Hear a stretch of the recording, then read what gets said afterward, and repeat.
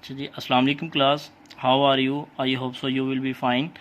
अच्छा बेटा, जो आपका अगस्त का वर्क है ना, इसमें हमने चैप्टर नंबर 17 स्टार्ट करना है। तो ये वाला जो चैप्टर है ये कंप्यूटर से रिलेटेड है, इंफॉर्मेशन टेक्नोलॉजी आईटी। ठीक है, तो इसके जो शॉर्ट क्वेश्चंस हैं ये बोर्ड में जो बार बार आए हुए हैं, तो वो मैंने शॉर्ट क्वेश्चंस आपको अरेंज करके नोट्स बना दिए हैं। तो आपने ये अच्छे तरीके से प्रिपेयर करने हैं। तो थोड़ा सा मैं आपको इसका ना ओवरव्यू दे देता हूँ।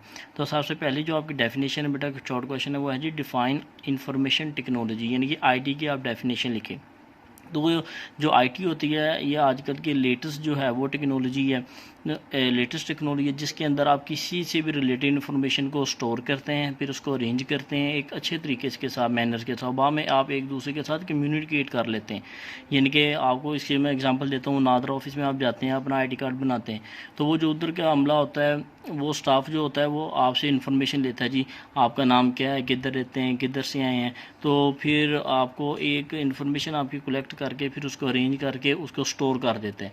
तो फिर आप जिधर भी जाते हैं उधर आपका आईडी कार्ड देखा जाता है ऑनलाइन। तो ऑनलाइन जैसे आप आईडी कार्ड नंबर वो इंटर करते हैं तो आपसे रिलेटेड जितनी भी इन्फॉर्मेशन होती है वो सारी निकल आते हो। ये जो सारा काम होता है ये ड्यू टू इन्फॉर्मेशन टेक्नोलॉजी की वजह से हो रहा है। ठीक है, और जो दूसरा आपका क्वेश्चन है, डिफाइन टेली कम्युनिकेशन। और टेली कम्युनिकेशन का मतलब ये होता है कि दूर दराज मुकाम में आप अपना मैसेज क्विकली, तेज़ तरीके से एक दूसरे को बता सकें, एक दूसरे को आप कन्विंस कर सकें जी। आप यानी कि अगर एक जगह से दूसरी जगह कन्वेंस पे जाते हैं तो आपको काफ़ी ज़्यादा टाइम लग जाता है। लेकिन टेली कम्युनिकेशन में जैसे फॉर एग्जांपल लेटेस्ट जो टेक्नोलॉजी आप मोबाइल फ़ोन यूज़ करते हैं, इससे पहले फैक्स मशीन होती थी, उससे उस पर बहुत ज़्यादा टाइम आपका कंज्यूम होता था। लेकिन टेली कम्युनिकेशन के पॉइंट ऑफ व्यू से जो मोबाइल फ़ोन है ये आजकल का सबसे तेज़ तरीन मीन बना हुआ है एक दूसरे से इंफॉर्मेशन को शेयर करने का। ठीक है, तो इसकी डेफिनेशन है जी, the methods and the mean that are use to communicate the information to distance places instantly. यानी कि दूर दराज, डिस्टेंट का मतलब होता है यानी कि दूर दराज आप जगहों पर उसी वक्त, इंस्टेंटली का मतलब होता है उसी टाइम, यानी कि आप कोई भी इंफॉर्मेशन या किसी को भी कोई भी चीज़ बताना चाह रहे हो उसी वक्त आप बताकर दूसरे को इन्फॉर्म कर सकते हैं। और जो थर्ड और मोस्ट इंपॉर्टेंट डेफिनेशन है जी आईसीटी की, यानी कि इंफॉर्मेशन कम्युनिकेशन टेक्नोलॉजी। और ये समटाइम ना एमसीक्यूज भी आया होता है कि what is the abbreviation of ICT. ठीक है, ये अच्छे तरीके से आपने याद रखना है। आईसीटी का मतलब क्या होता है, इंफॉर्मेशन एंड कम्युनिकेशन टेक्नोलॉजी।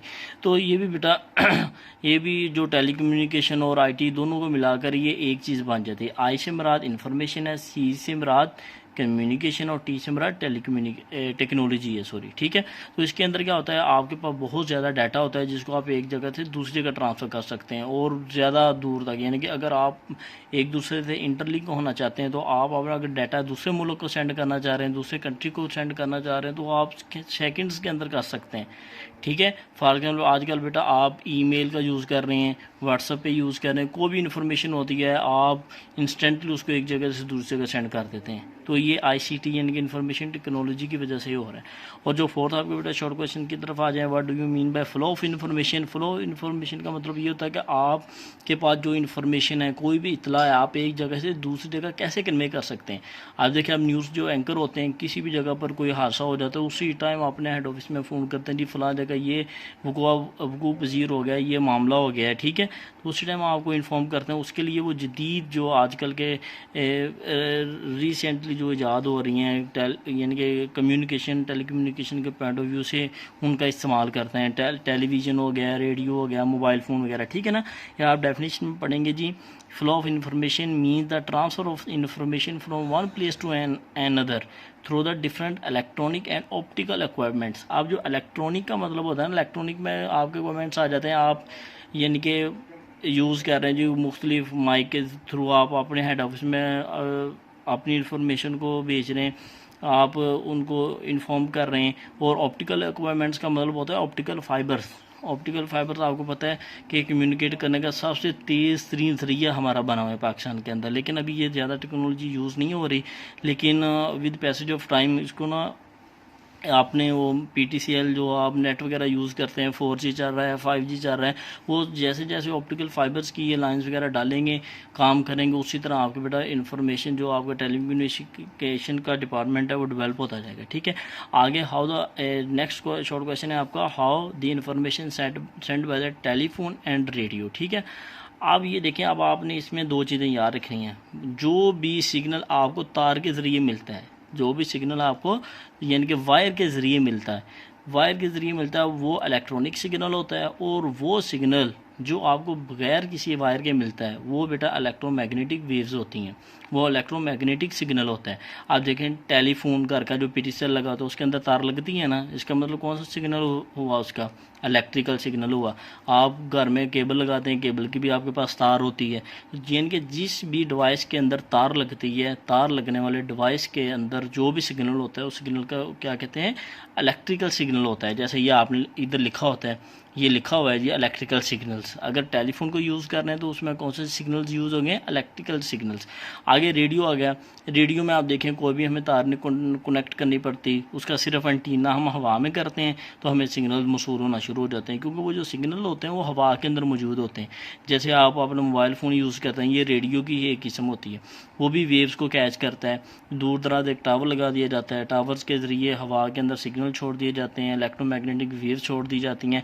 और वो लाइट की स्पीड्स के आपके पास ना एक मुल्क से दूसरे मुल्क आपस में कांटेक्ट करवाते हैं, एक शहर का दूसरे शहर से करवाते हैं, और इंस्टेंटली कुछ ही सेकंड्स के अंदर आप एक दूसरे से कांटेक्ट कर सकते हैं। वो किस वजह से करते हैं, आप इसी वजह से करते हैं, ड्यू टू इलेक्ट्रोमैग्नेटिक वेव्स की वजह से। अब नेक्स्ट जो आपका जाता है बेटा, define CBIS and right the name of its component. और ये लॉन्ग क्वेश्चन में भी आता होता है 4 मार्क्स का, और शॉर्ट क्वेश्चन में भी पूछ लेते हैं। ये भी सबसे पहले आपको बेटा इसकी CBIS की ना एब्रीविएशन का पता होना चाहिए। ये होता है कंप्यूटर बेस्ड इंफॉर्मेशन सिस्टम, ये होता है, ठीक है ना। इसके 5 पार्ट्स होते हैं, इनके नाम याद कर लेने। हार्डवेयर होता है, सॉफ्टवेयर होता है, डाटा, प्रोसीजर एंड पीपल, ये सारे इसके कंपोनेंट्स के नाम है। आगे स्टोरेज डिवाइसेस, स्टोरिंग जो डिवाइसेस होती है, आप कोई भी इन्फॉर्मेशन है आपके पास, आप उसको स्टोर करना चाह रहे हो, ज़्यादा देर तक करना चाह रहे हैं। इससे पहले ये होता था बड़ी बड़ी केस होती थी, उनके अंदर इन्फॉर्मेशन को, जैसे फिल्म वगैरह आपने देखनी होती, बड़ी सी केस के अंदर करनी पड़ती थी। उससे पहले टेप वगैरह वीडियो रिकॉर्डर के अंदर चलती थी, लेकिन आज उनकी जगह अब ये ब्लूटूथ ने ले ली है, वायरलेस आ गए हैं, USB वगैरह आपके पास आ गई है। तो ये सारे स्टोरिंग डिवाइसेस है। जैसे आप कंप्यूटर के अंदर हार्ड का यूज़ कर लेते हैं, अगर कोई डाटा की जगह से दूसरी जगह लेके जाना चाह रहे हैं उसके लिए आप USB यूज़ कर लेते हैं। अगर आपने पहले ये होता था आप डाटा केबल लगा के कंप्यूटर के साथ किसी दूसरी जगह डाटा को सेंड करते थे, ये होता था ना। लेकिन जो स्टोरिंग डिवाइसेस आजकल चल रहे हैं, आपने देखा होगा आप एक मोबाइल से दूसरे मोबाइल को कॉन्टैक्ट करते हैं, हॉटस्पॉट चल गए हुए हैं, शेयर इट चल गए हुए हैं। ये जो रिसेंटली यानी कि इन्वेंशन है ना, ये सारी स्टोरिंग डिवाइसेस से रिलेटेड है, ठीक है। यहाँ तक बेटा आपको पहला लेक्चर कंप्लीट होता है। तो जो नेक्स्ट कुछ और क्वेश्चन है वो हम सेकंड मीट के लेक्चर में करेंगे। अल्लाह हाफिज़।